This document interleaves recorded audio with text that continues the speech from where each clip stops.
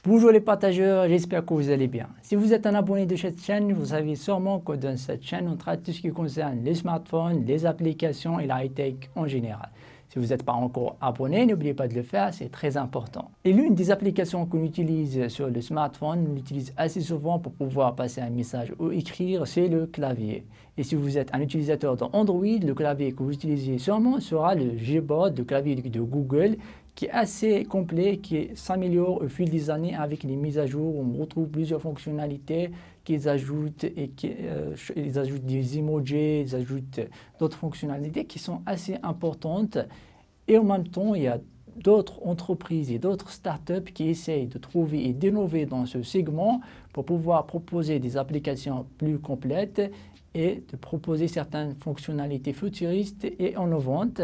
C'est ce qu'on va voir dans cette chaîne. On va voir l'une de ces applications qui propose certaines fonctionnalités qui sont assez innovantes pour pouvoir écrire mieux et pour pouvoir diminuer les fautes d'orthographe et augmenter la vitesse de votre écriture. Mais est-ce que cette application peut vraiment concurrencer l'application préinstallée dans notre smartphone de Gboard qui est assez complète et qui propose plusieurs fonctionnalités pour pouvoir la personnaliser à notre guise aussi? C'est ce qu'on va voir dans cette vidéo juste après cet extrait.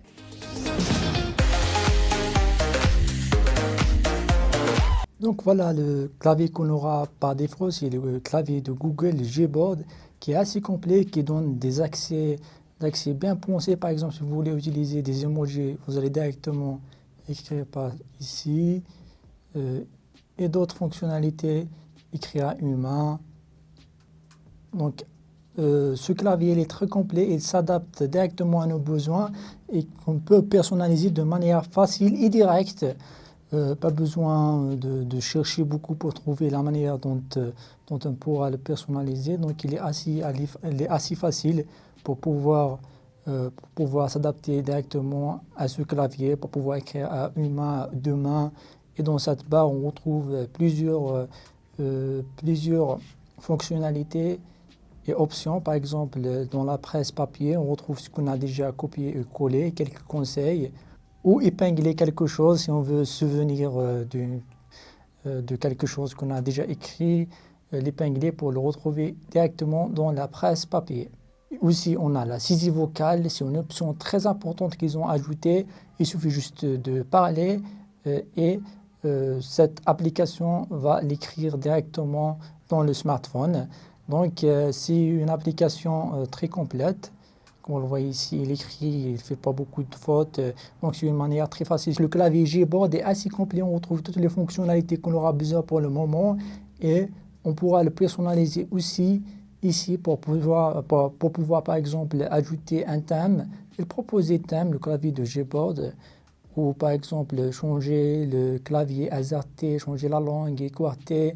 Le clavier AZERTY et écarter, c'est la disposition des touches.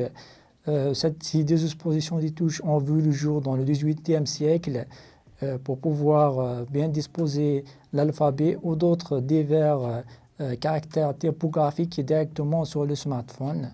Ici, on peut personnaliser la saisie des gestes et la saisie vocale. Vous pouvez la désactiver ou l'activer.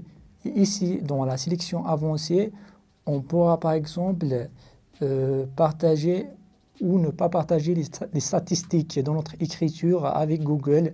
Si vous ne voulez pas que Google voit les statistiques de ce que vous avez écrit, etc., vous pouvez le désactiver par ici. Et les emojis aussi, vous pouvez les désactiver par ici. Et pour la saisie des gestes, si celle-ci elle nous permet d'écrire plus rapidement, tout simplement en reliant les lettres. Donc, vous pouvez utiliser cette application pour écrire plus rapidement, mais il faudra du temps pour s'adapter à cette saisie des gestes. Il y a beaucoup d'autres fonctionnalités de personnalisation que Gboard intègre directement dans l'application. Et l'application qu'on va voir aujourd'hui, c'est cette application, c'est TipWiz qui met en avant la confidentialité car elle est 100% en ligne, donc elle ne collecte pas les données que vous êtes en train d'écrire ou que vous êtes en train de partager avec vos amis ou votre proche et des données sensibles qui peuvent être fouillées. C'est ce que met en avant cette application qu'on peut l'activer La grosse nouveauté qu'ils ont ajoutée, cette application qu'elle a ajoutée, c'est la disposition hexagone. La disposition hexagone, ils ont ajouté en 2019. Cette disposition, d'après eux, permet d'avoir des touches plus grandes et de diminuer les fautes d'orthographe et d'accélérer la manière de taper sur votre smartphone. Mais pour cela, il faudra du temps, il faudra beaucoup de temps pour s'adapter. C'est pour cela qu'ils ont ajouté une gamification à cette application. Ils l'ont gamifiée. Ils ont ajouté un jeu ici pour pouvoir s'adapter plus rapidement à cette disposition. Comme vous le voyez ici, ce n'est pas aussi facile que ça de s'adapter directement à ce clavier. Donc il faudra du temps. Et pour cela aussi, ils proposent un tutoriel. Comme vous le voyez ici, avec leur disposition hexagone, les touches sont 70% plus grandes, ce qui nous permet par exemple des fois de toucher au bon moment. Et ici, il faut suivre le tutoriel pour essayer de s'adapter. Par exemple, il faut appuyer ici pour l'espace, balayer rapidement vers le haut pour pouvoir écrire en majuscule. Voilà, et appuyer sur la lettre, maintenir sur la lettre pour pouvoir écrire les accents, le A accent, etc. Et la fonctionnalité qu'ils ont ajoutée, que j'ai aimé dans cette application, c'est la façon dont on supprime les lettres.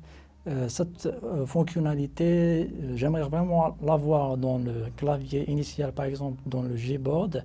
Par exemple, pour supprimer, il suffit juste de balayer à gauche pour pouvoir supprimer, à droite pour pouvoir rétablir l'écriture qu'on a déjà. Donc cette façon de supprimer, elle est vraiment très bien adaptée. Maintenant, vous pouvez choisir entre les deux dispositions, la disposition hexagone ou la disposition traditionnelle qu'on a l'habitude de voir. Ces fonctionnalités de pouvoir effacer aussi marchent sur la disposition traditionnelle. Vous pouvez ici choisir la langue que vous voulez utiliser dans l'application. Mais même avec ce clavier traditionnel, on retrouve les fonctionnalités comme supprimer et remettre. On peut switcher entre les modes. Comme vous le voyez ici, on peut switcher entre le clavier traditionnel et le clavier hexagone. Avec le clavier hexagone aussi, on peut faire passer le curseur.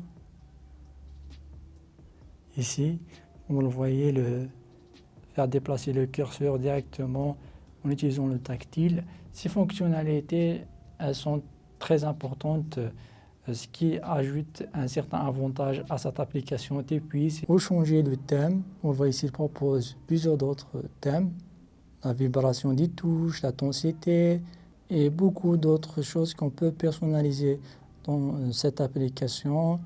Mais ce que cette application met en avant, c'est la possibilité que cette application elle est totalement hors ligne, donc elle est confidentielle, elle ne partage pas vos données, elle partage pas vos données avec d'autres entreprises tierces ou elle n'espionne pas ce que vous avez écrit, elle n'a pas accès à vos données sensibles. C'est là où que cette application a ajouté un plus. Et aussi, avec la disposition hexagone, on aura des touches plus grandes, ce qui nous permet de taper plus rapidement et d'éviter les fautes d'orthographe jusqu'à 80% d'après eux, d'après les tests qu'ils ont fait et en théorie. Mais est-ce que ces chiffres pourront s'adapter à notre utilisation réelle avec le smartphone? C'est ce que le temps va nous montrer et ce que votre utilisation va montrer au fil du temps. Donc, je vais laisser le lien de cette application dans la description si vous voulez la tester plus en détail pour voir toutes ces fonctionnalités qu'elle propose. Voilà, on arrive à la fin de cette vidéo. J'espère qu'elle vous aura plu. Si c'est le cas, n'hésitez pas d'aimer, de s'abonner, d'activer la cloche pour qu'on puisse se retrouver dans les prochaines vidéos et de partager au maximum pour qu'on puisse atteindre les 100K. Je compte sur vous. D'ici là, la paix sur vous. Salam. Peace.